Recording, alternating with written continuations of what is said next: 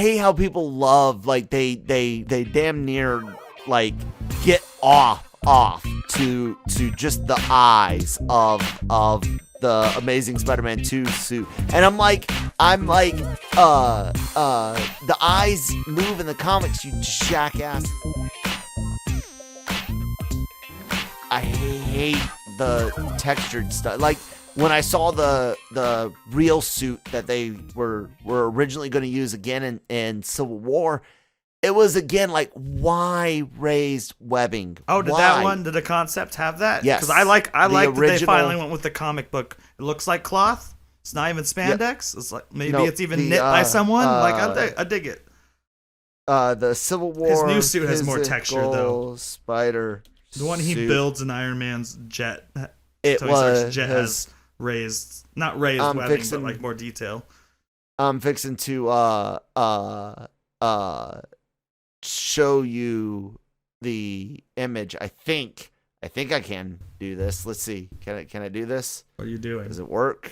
Screen share, or that didn't work. Or are you just Let's putting try it in the comments? This is great. Yeah, that's what I'm trying to do, is put it in the comments. There you go. Chat. There's a link. Okay, you can see Tom. So he Tom sent me Holland's, a link, and you guys can't picture it. Whoa! Raised.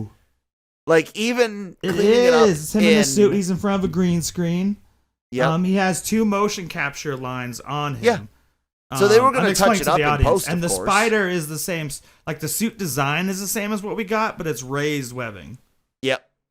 And a different texture. And I think different coloring under his arms too. Like, what's that? Underarms looks extra. Has an extra stripe of red under his arms, where it should just be blue. Yeah. Which I think they do not. I mean, the movie suit, I think, is the closest to the average Spider-Man we see. The real Tom Holland suit, not even the new one.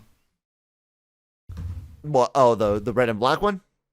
I don't know. Well, we're the red and black one. Yeah. We're like 5 minutes in, and I haven't even introduced the fucking show. Good morning, everybody, and welcome to LR Mornings today with Kyle and Nick. If you couldn't tell, Nick is here. We're bullshitting about Spider-Man outfits. Because you love something so fucking much that, dude, like. That had to have been their call too. Like, they had to have, like, already had the idea to use this suit. It was sitting somewhere. I don't know. I'll blame Sony for fucking world hunger. It's all their fault. But yeah, I don't like the raised thing. So I'm hoping that we never see raised webbing again. We won't, unless Spider-Man 3 is Spider-Verse and we see Sam Raimi's Spider-Man. Yeah. Otherwise, we won't see it. On people that it's already been on, I should say. Yeah. I mean, I think people were out. I mean, there is a fucking terror. Like, I love the Raimi movies. First 2 are still probably my favorite Spider-Man movies. I know you disagree. But the fans online are Spider-Man fans are some of the worst. Each generation, each group feels like they need to attack the other group for being terrible. And it's like, even Amazing Spider-Man, it's fine. It's not the worst superhero movie I've ever seen. It's pretty bad. It is bad, but it's not like... I will be like, to his movies and yes to everyone else. But at the same time, I'm like, why are you guys fucking fighting over, like, 2 great versions? And they're always like... Here's the problem with Raimi fans. Sorry to get on a tangent. And I am a Raimi fan. A lot of them assume his movie is the most comic accurate because that's the first thing they saw, where they're like, no, he shouldn't have web shooters. And then you have the MCU fans who are fighting back, who are like, no, this one's more comic accurate. Idiot, he has web shooters, like his eyes move, and like, but the people like me who grew up on the Raimi movies, and they haven't touched the comics since I grew up on the Raimi movies, are like, no, like, natural webs were comic specific, and I've always hated natural webs because if he was a spider, he'd shoot him out of his ass. He went back to mechanical in Amazing a while. Yeah, but all the Raimi ones. But he did have natural ones for a bit. Wasn't that Ultimate Spider-Man in the comics? Even 616, which was made around the same time as Raimi's Spider-Man. He went through. No, this was like post. maybe during the trilogy, but not like the first or second movie. Like maybe between two and three. So it's because of the there movie. was a story. Yeah, there was a storyline. It was an alternate storyline, I believe, or meant to be an alternate storyline where Peter went through like these mutations and it was called like the Other or something like that. And one of them was organic webbing. But I've always preferred Peter to have cartridges. Although Far From Home was the first movie where he ran out. And I was like, this is awesome. I've been waiting for this for every Spider-Man movie. Like, it happens in the comics. Like, you don't have enough to necessarily fight this drones in this case, but like the Sinister Six, you're fucked. You're gonna run out of webbing. Yeah, really. Yes, indeed. That's a whole like extra tension I feel like should be in the movies. Like almost like they should let you know earlier, like it's a ticking time bomb. It's like, oh, I only got so much, and then fuck, I'm out. Yeah, I think there would have been. It could have added to Far From Home's final scene where instead of just seeing him run out and being like, he ran out, for him to like reach for like the last one and or like he reaches to the left to grab one to put in the right, and then when he reaches right to grab one to put into the left, there's nothing there, so he's only got one left, and that's how we know and that would have jacked up the to be fair, tension a bit. It is a good tense moment because he has to figure out another way to get up there, and it's pretty cool. We can talk about whatever topic you want, as always. I just want to go on one more tangent. Guess what I bought today on Amazon? What'd you buy on Amazon? House of M. Oh. And the Wanda and Vision 12-issue miniseries where they first have the kids and stuff. Yeah. With Pandemonium and Mephisto. And I didn't get Vision because I already own Vision. The other one it's mainly based on. I've owned Vision since the day it came out. Yeah. Vision. Have you read Vision? Tom King. Yeah. Have you read Tom King's Vision? Where it's the family. He makes his own family and dog. Yep. It's so. I read the first 2 arcs, and that was it. Oh, there only are 2. It's a mini series, so there only are like 12 issues. Yeah, that's it. And only his daughter lives on in the. She's part of the Champions, Viv. But his wife and his spoilers. His wife and his daughter don't make it through the Vision comic. I mean, his wife and his son and the dog. So a lot of flesh meat bags don't make it through it either. But like me and Kyle. Yeah. But. Can you believe that the Nintendo Switch has now outsold the 3DS? No. Well, yes, because it has been very popular, and I really think, especially with Animal Crossing, that this year helped a lot. I mean, I got mine last year, but before the pandemic. I got it for Christmas, basically, in 2019, and then mine arrived because I got Amazon gift cards on like January 2nd, 2020, before the world went to shit. Animal Crossing, also, I read today, sold 31 million copies. What did? Animal Crossing, because it came out during the pandemic for Switch. Yeah. It's just under 80 million right now, which it'll probably break when the alleged new Pro or Switch Plus or Switch whatever. I've actually heard a really cool rumored title for it, but Nintendo keeps saying it's not. The rumored title the other day that was trending on Twitter, but I didn't see any articles today, was, I love this title, the Super Switch. I'm okay with that. That's way cooler than Switch Pro or Switch U or whatever. Super Switch. I'm in love with that. Make it so. And then Switch 64. Switch. I'd do it all. Game Switch. I mean, cubes. Switch Cube. Switch Cube. You're ridiculous. 80 million. It is behind in order. So this is going up from Nintendo's place. Right between 80 to 82 million is the original PSP, followed by all this companies. Cool. Yep. I've only read the Game Boy list. Followed by the Game Boy Advance family. followed by the 360 at 84 million, the PS3 at 87 million, the Wii at 101 million, the original PlayStation at 102 million, that beautiful, glorious PlayStation 4 family, to include the PS4, PS4 Slim, and PS4 Pro, is at 113 million, followed by the Game Boy and Game Boy Color, family at 118 million. That was the longest generation. That was like 10 years of the Game Boy. Yeah, Game Boy yeah. Color. The DS family, 154. But they're still selling those fucking things, like 2DS and like giant DS. And still the reigning king, and has been for quite some time, the PlayStation 2, 155 million. Over 155 million units worldwide. Why do I bring this up? Because today is Tuesday, and that means we're starting to do some segments here on the morning show. And Tuesdays is going to be tech-related segments in addition to your entertainment news. Is that why you were bragging about your computer on Slack earlier? Yeah, I was.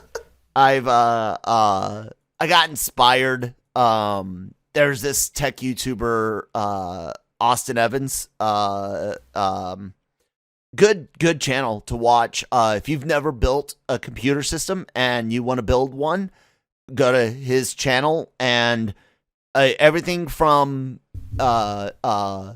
cheap like low end rigs to high end rigs. He's got step by step, piece by piece. Really good stuff, and he's funny too. He's a hilarious guy. I've heard from the ladies the best video to watch is Henry Cavill building. It's a meme and a video that trended. Is Henry Cavill building his own supercomputer?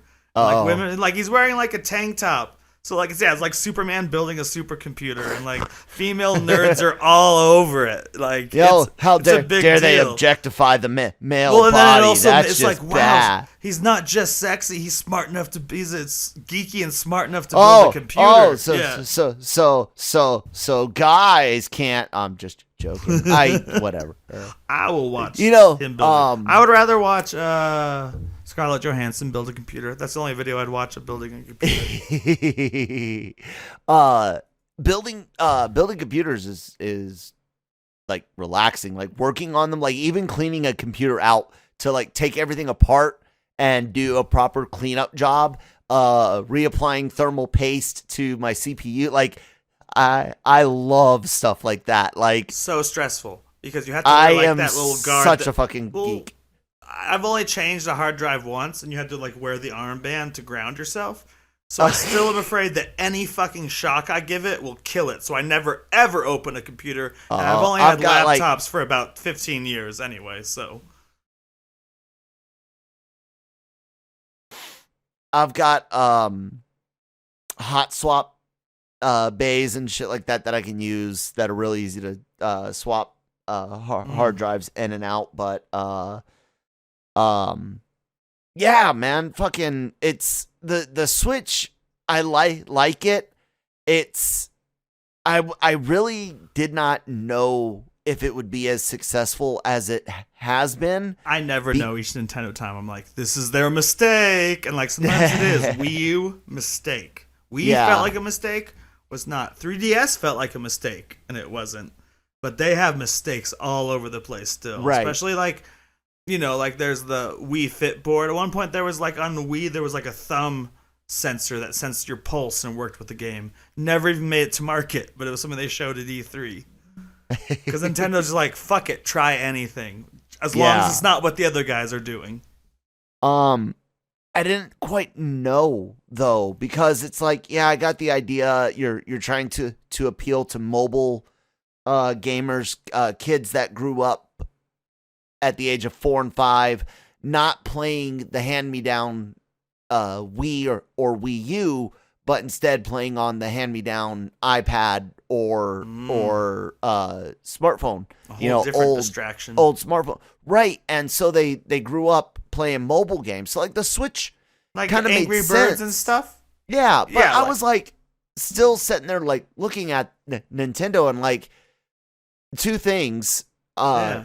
Number one, you're still screwing over some fans that would like to see certain of your properties running at least 1080p 60 FPS solid. But fuck, I mean, in the end, they care more, but like the quality of games is still better in the end than almost any game I play on a different system, even if it isn't as graphically impressive. Especially as I'm someone who doesn't even own a 1080p TV. Like, I just want to play a great Zelda game every generation, a great Mario game, Smash Brothers. Like, it's just, And there's been, and I just want to play one of each. That's basically how Nintendo usually works. One of each franchise every system, and then you have to buy the next one. Yeah, but that's just not a great. I mean, obviously, it's enough of a money. Because I'm not an online gamer as part of it. That's a big difference between you and me, I'm sure. Well, I don't be an online gamer. You can't be. Did you read the other Nintendo news today? Well, first let me answer that. I used to play a lot online, PC wise, but not as much anymore. And console, I don't play online very much console wise at all. I know that I am like you. I do enjoy Mario Kart. I enjoy Zelda. I enjoy Smash. But I'm one of those people that would like to see one day. I know it's not in Morimoto's. Did I say it right? Yeah. I know it's not in his pronounce those names. His wishes. He's made it abundantly clear that the childlike animated Link is his dream version. I mean, of Link. My favorite's still Ocarina and Twilight Princess, which is more mature. But god damn if Wind Waker isn't one of the best Zelda games ever with the childish Link. Yeah. And it's his creation and it's fine, but like all things, at some point properties take on a life of their own that is assisted by the fandom of that property. Absolutely. And some properties, unfortunately, if you want to continue with it, you're going to have to change with the times. Some properties you won't. Gaming is one of those where I still think that, yes, everyone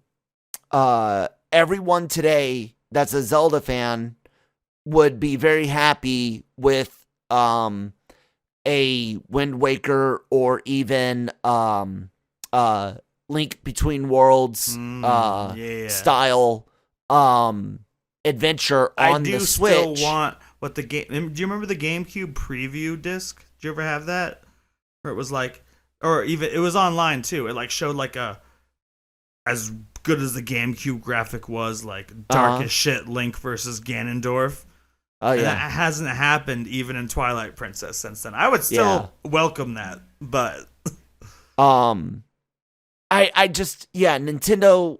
I didn't know what they were gonna do because I didn't know how many games they were gonna get, and this is another side of the tech issue that we hear a lot is how consoles have been holding back PC gaming, and it's something that I've brought up before, how on PC you can change a lot more graphic settings on your game than you can on your consoles, and that modern games that are cross-platform have to be made with the lowest common denominator in mind. So yeah, it's like what are they gonna do? People need some power.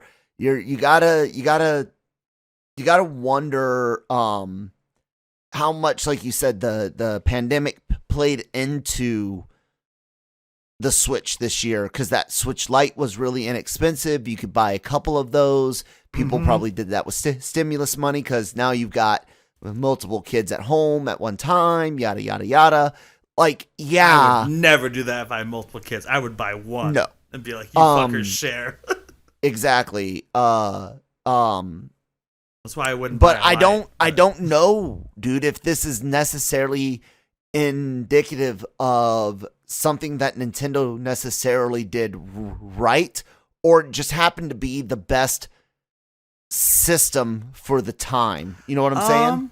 Well, I mean, do you mean our pandemic time? Because it was already one of the fastest selling Nintendo systems ever for the first 3 years, which were pre-pandemic. Right, but it broke records this year. So it had a normal slowdown. I think it's mostly... Yeah. I think the Nintendo systems that do the best are one... Okay, so Nintendo never gets good third-party support. This is true of the Switch also. It's just because they do their own thing. Graphics, not a giant concern. We'll up them from the last one. We don't need to look like Sony and Microsoft at all. What we need is the ones that do the best are not... I mean, every Nintendo system has great games, even Wii U, which is such a shitty system because Nintendo makes... some would say they just make the best first-party games. I would argue Nintendo makes the best games of any company. They're like a Pixar or a Marvel. You get like one dud every like 20 games. So, but that's not enough to sell it because like half of the Switch, not half, many of the Switch games right now are remasters of the Wii U games because no one fucking bought them. But that's the point. I think Nintendo needs to reinvent. The Wii U was just a stupid idea, having like obviously you need the Wii U before you can get to the Switch. It was a screen controller, but it was terrible. So Nintendo needs to innovate in a good way, not a ridiculous way, and offer their same gaming shit. And then, you know, it's money. Like, they may not be the top, but that's fucking money in the bank that, like, you won't go out of business. It even lets them live through the weak systems as far as sales, like GameCube and Wii U, because they could sell the games. Because then the games. Well, that's why I don't want them to share the games. It's like that's the main thing about Nintendo. Like, if Zelda wasn't any system, then I wouldn't need to buy Nintendo systems. Like, why bother? But I need my Nintendo because I need my favorite franchises: Zelda, Mario, Smash Brothers. I can't imagine going 5 years without a new one in each of those franchises. You know what I mean? Like, they're games that kids could play too, and there are also adult games on Switch, but it's like they keep getting better in most cases. They're off games, and these are the the characters I grew up with, and their games are getting more difficult as I grow up. I guess I cannot play Smash Brothers, the same one, for years on end. Like, I go through stages where I'll play Smash for like 2 or 3 days, and then that's it. I won't touch that version because I haven't bought the Switch one yet. I still have the Wii U. Something to admit. And you go. And I don't know. It's just it's my son's got the Switch and he plays Lego games and stuff on it, and I like playing any system also, but old. Yeah, I like playing the old, but we got it so it can be portable for him. Yeah. Well, you got the original version, I believe, correct? Just he can take it portable. Yes. It's not a light. 'Cause the lights are kind of regular a rip one. off, I think, honestly. Yeah, the light's stupid. Because you should be able to do both. I almost never play portable, but yeah. But he's got it. I've played on it. I've played the like arcade. Nintendo's got one good thing going for them, and that's how badly Microsoft messed up a couple weeks ago, walked it back, and they still have a problem on their plate, which is why they raised Microsoft. That is why they raised their prices to begin with. I was pissed about it, but I was going to pay for it anyway. But I was going to buy gift cards from King Soopers 2 at a time. Because King Soopers already has the $60 gift cards. So if that hadn't changed, I was going to run to King Soopers and buy a bunch of the $60 ones so I could pay $60 a year. And they walked it back, but it was, to me, it was the first sign that they had a couple of third-party studios say, hey, we need more money for our games from you. This Game Pass thing ain't gonna work. And Microsoft's like, okay, yeah, sure, no problem. We'll just raise the price. Oh shit, our fans don't like that. Yeah, okay, we got to figure something else out. It did strike me though at the time that it was cool. This is the Twitter effect. It's like Sonic. It's something that changed because the fans are like, "What the fuck are you showing me? Yeah, you're showing me this Sonic. You're showing me $120 instead of $60. Like, what?" Yeah. How ridiculous would it be if my Microsoft does fail on the hardware side and Nintendo and Sony carry on prefer into the future. I prefer back to the big two. I think it was I preferred the console wars when it was just PlayStation and PlayStation 2 versus N64 and GameCube. Yeah, I prefer. Well, I mean, and before that, it was just Sega versus Nintendo. I think it, unlike politics, I think it should be a two-party system. And at this point, that should be Sony and Nintendo. Back in the day, it was Sega and Nintendo, and for a while, it was obviously Microsoft and Sony. But I think now it should be Microsoft. Just give up. You can play games on the computers. You don't need a fucking system. That's the thing. I think they're going to go the route of Sega. That Microsoft's purchased so many damn studios and shit that they can produce a lot of content, and that's one good thing for them as far as their Game Pass is the in-house games.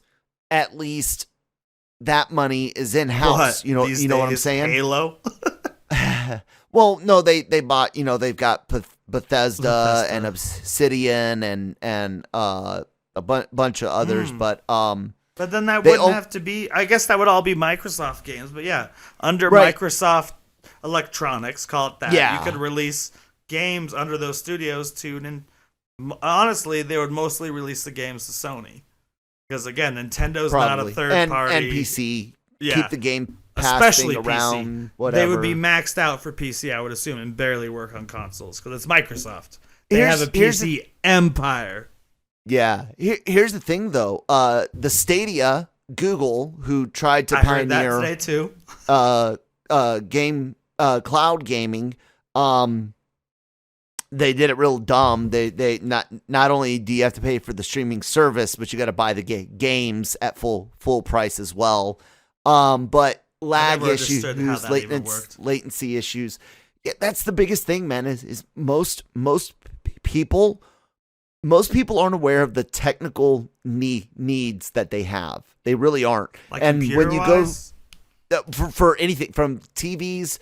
For what game systems you have, or a TV for what you want to watch.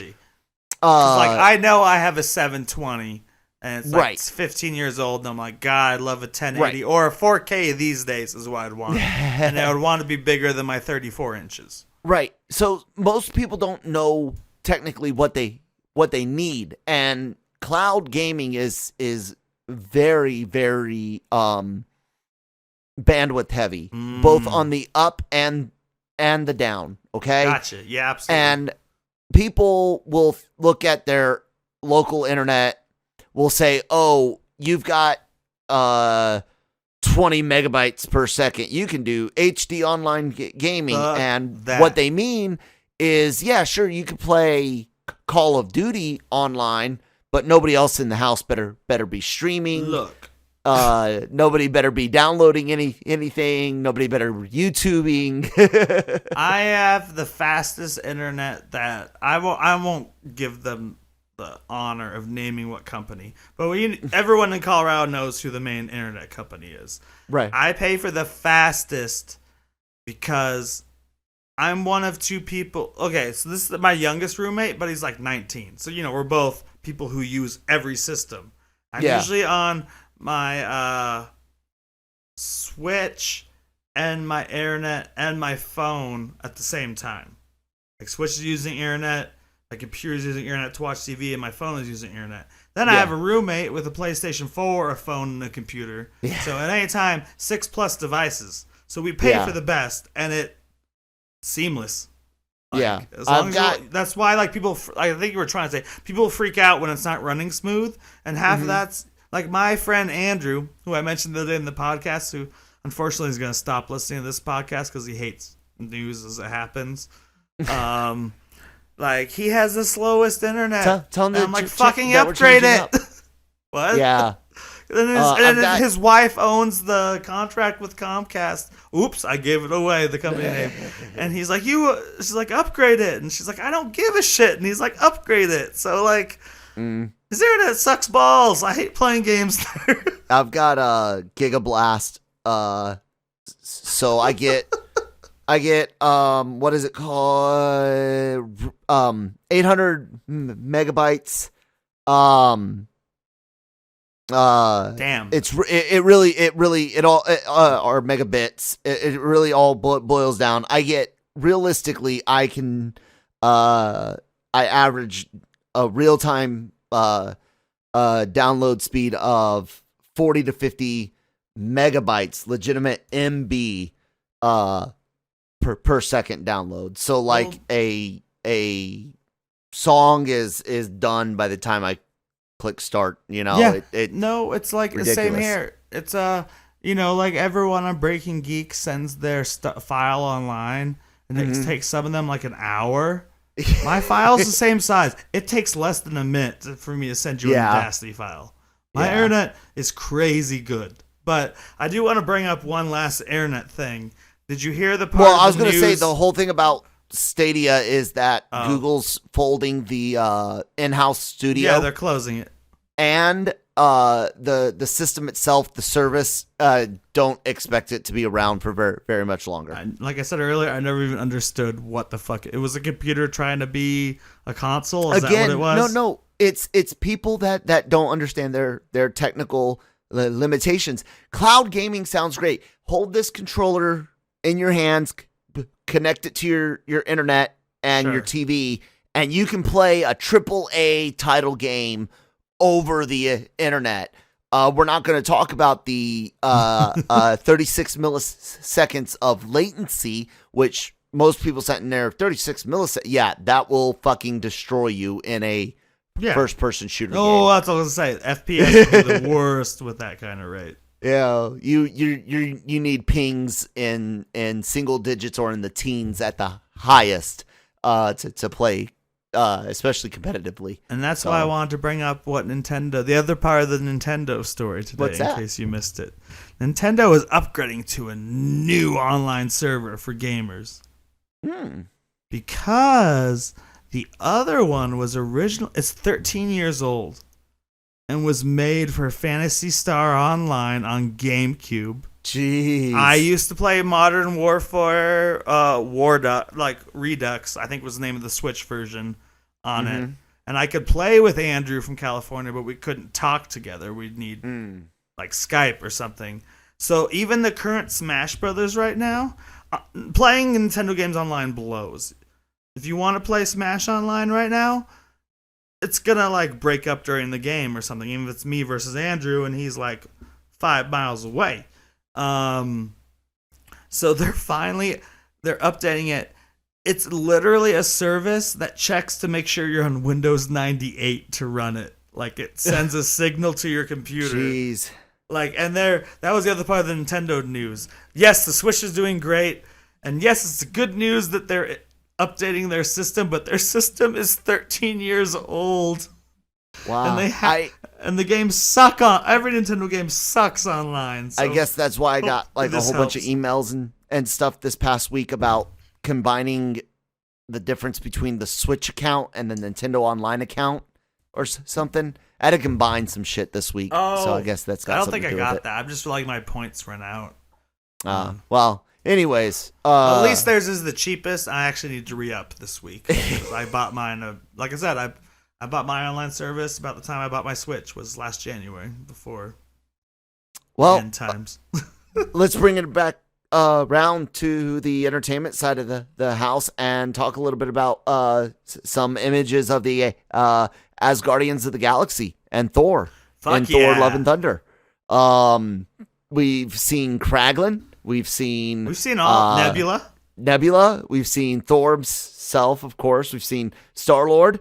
I feel like we're missing one, aren't we? Maybe that's it. That's like the main ones that can be there physically, except for Drax, because Rocket's animated, Groot's animated. Kraglin. Gamora, we don't know where she's at right now. Yeah. Oh, Kraglin. Yeah, of course. I mentioned him. He's sporting a fin, a flat fin. Now I didn't even notice that. They might 3D or after CGI it a tall fin. We'll do it in post. Yep. That kind of thing. Nebula looks like she's changed her outfit up a little bit. There seems to be less purple and blue, but it's kind of far away. Thor rocking. Thor looks ridiculous. Some ridiculous outfit. It's cool though, and it's sleeveless, but his suit is sometimes too. But it's not his suit. Yeah, it's sleeveless with even looks like an Avengers like a Stark t-shirt or some shit. It looks like Star-Lord's shit that he picked up. He looks like a stoner more than Thor ever has. And Thor cut the sleeves off or something. Yeah, I think he's holding the axe in that picture, if I'm not mistaken. Yes. Stormbreaker. But he just looks like an actual 80s dude on cocaine. On his weekend. He doesn't look like Thor. In that exact shot, because it is them on set together, so this is his wardrobe. Mm-hmm. We have Star-Lord in his classic-ish cape with what looks like to me as some Asgardian armor over his back. Could be, yeah. And a sleeve or two. It could Shoulder, be from anywhere, wrist. but it could be Asgardian armor if that even exists anymore. Now that Asgard is just literally in Norway. It's not its own planet, but it's cool. I love that in the end they're working them all into it. Mm-hmm. Because the way the last movie teased off, and then eventually everyone said, no, they won't be in Thor and No, they said Thor won't be in Guardians. At that point, we thought Guardians was going to happen first. Yeah. And of course, unlike the only movie he wasn't involved in with the Guardians characters, Endgame, we have James Gunn back. Because during Endgame, he was obviously the period he was fired from Disney. Well, they filmed that back to back, so I think he was fired before Infinity War was finished, I think. He was fired in 2019. He was fired between 19. I don't think. No. Yeah. Let me look it up. Let me look it up. I'll look it up. Was. You do. Telling you, 2019. I don't believe you. No, wait, was that late? I'm gonna say. No, 2018. July 2018. July 2018. But even then, Infinity War and Endgame are done, directed by July 2018, because Infinity War hit April 2018, and then Endgame hit April 2019. They did stuff in post, of course, but I think Gunn... they were still I'm actually very unclear on this, but based on the things they used to post, it looks like what they're doing with Mission Impossible 7 and 8, and actually Back to the Future 2 and 3, even though they're shooting them simultaneously, they're not doing a Lord of the Rings Matrix thing where they're shooting them all at once. They're shooting them I know that they shot them back to back. Movie. That's what I said. I said even shooting it back to back. I think more than likely James was probably on hand for most, depending on when the shooting of The Return was and when the funeral was. But there really wasn't much to, other than Nebula and Rocket, there really wasn't a lot of Guardians to direct in Endgame, That's true. It was it was those two. But I do think he was probably still there. I would almost bet on it. Almost. But anyway. You would hope he was there for the final scene. The final scene seems very because he's with him and Thor, where it's like, we'll set this destination. He's like, well, how about this one? I really wonder. I really wonder if the story we're gonna get in Thor: Love and Thunder if a lot of it was originally going to be in Guardians 3, or I don't know. I really don't know how it's going to all end up. But the pictures are exciting. Yeah, and absolutely. I showed my sister and my family. I'm like, what movie could they possibly be directing with two? No, I said two Chris's means more Marvels happening. My sister's comment is like, Chris Hemsworth's arms are so big. And I didn't respond, but I'm like, are they really bigger than the past? Is that possible? But that was the first thing my heterosexual sister noticed, was the size Hulk of Hogan Chris Hemsworth's arms. I mean, he's Isn't he always the one big, doing though. the Hulk He's Hogan huge. movie? Is he? Is he? I don't Hulk remember. Hogan is not bigger than Thor. Come on. Hogan was, yeah. Oh, yeah, in his Bigger prime. than Thor? Not in the his wrestler prime. Thor, Hulk Hogan movie. I didn't know Chris Hemsworth doing that. That's fucking perfect. It is Hemsworth. Yep. So that would explain it. But it also we don't see him in a fat suit here. No, and we kind of heard that before. Yeah, and we don't know how much time is in between, but we do know that Thor, for the first time, like he says at the end of Endgame, he doesn't feel like he's got this pressure. I am not the king. Yeah. And so I could see him easily losing the weight, now that he gets to go out and have fun. You're a god. You could probably lose the weight in 2 days or a week. You're not like one of us. No, he has to do a workout montage like in The Incredibles. He's got to go lift mountains and shit. If Taika Waititi crafted a montage of Thor working out, I might pass out with giddiness in the theater at that point, being like, oh, this is the greatest thing. Like some Karate Kid montage, only Thor, and it's Taika's taste. I'd be like, oh, do you hear this, Taika? I agree. We need a push to the montage limit. Workout of Thor getting back into shape. Just use the Karate Kid song, pushing to the limit. Gotta rise before you fall. Okay, everybody, make sure you guys are checking out LRMonline.com every single day. No, all right. So, in all seriousness, yes, LR Mornings is going to slowly be going through some changes. We're going to be adding some segments weekly that'll happen same day every week. I guess that's what weekly Today's means, the tech right? sesh on Tuesday Tech? Yeah, Tech Tuesdays, Tuesday Tech, some Tuesdays. shit like that. I haven't locked everything in, but we're looking at doing 45 minutes to an hour. We're going to have some of these segments pre-recorded. I've got some interviews lined up, lots of cool things, and we're going to be starting to try to do Thursday mornings live, and as we get people that enjoy that and carry on, expand out to hopefully be doing maybe 2-3 days a week live. Yeah, I'm looking forward to that. And the best way for us to be able to do that, if you're interested in it, is of course like, share, and subscribe to the YouTube channel and the podcast channel. And actually listen all the way through and share us with your friends and family. So yeah, do all that. And of course, check out LRMonline.com every single day for all your entertainment news, needs, and opinions. Nick Dahl, what do you have to say for yourself? Look, like Kyle said, we love you guys. Just give us a little love back. It could be a like. It could be a follow. Like, we do this for you. Well, we enjoy the shit out of it, but we do it for you. It's not for us. It's not for my enjoyment of talking to Kyle. It's to reach people like you. Yes, if you're thinking I'm talking about you, I am talking about you. I can be found on Twitter at Geeky Nick Dahl. I'm happy to be on LRM Mornings at any time, though I won't fucking wake up that early. You're so sad. Kyle and I are co-hosts on Marvel Multiverse Mondays, and at the time we're doing WandaVision, which is getting very exciting.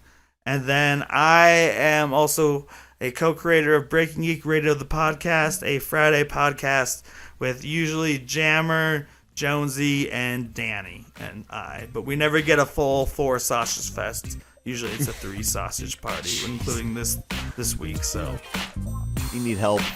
Anyway. it's not just me, it's the team. You guys, thank you so much for listening.